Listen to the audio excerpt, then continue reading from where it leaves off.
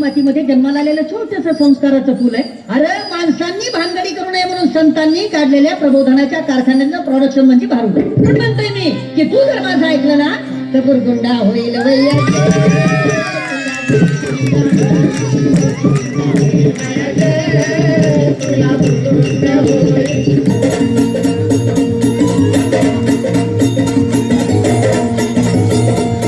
देवाने जर तुमच्या घरामध्ये एखादी मुलगी जन्माला घातली असेल तर तुम्ही स्वतःला भाग्यवान समजा. कारण देव मुलगी कोणाच्याही घरी जन्माला घालत नाही.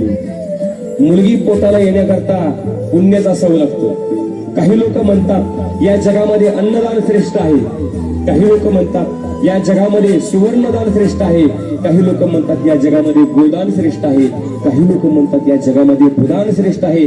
पण मी नेहमी असं सांगत असतो की या जगामध्ये फक्त कन्यादान श्रेष्ठ आहे.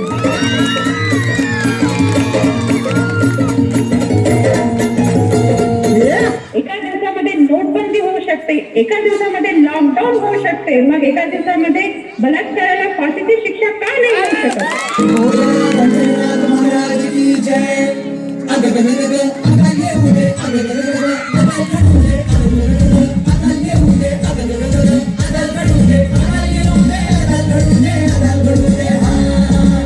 कुणाला अक्कल येऊ दे.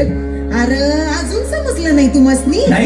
ऐका, मळवट फासून दगडाला देवी म्हणती माणस, पण हाड मासाच्या बाईला हवं आमच्या सारख्या बायांना दासी करती माणस. मग अशा माणसांना घडूच दे. अगं घडूच दे की. अगं तुझं काम चूल आणि मूल, जा गप घरात बस की. सोडा. आता तुम्ही माझं ऐका. बोल की.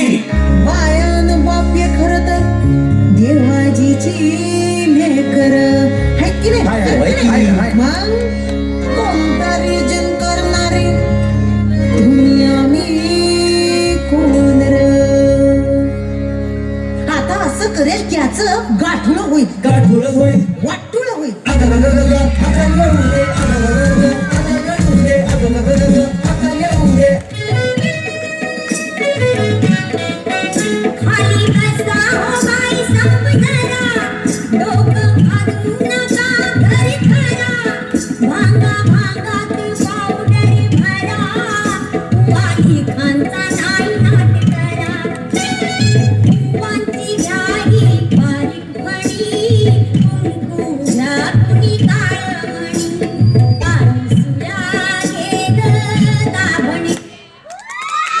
क्या बात है.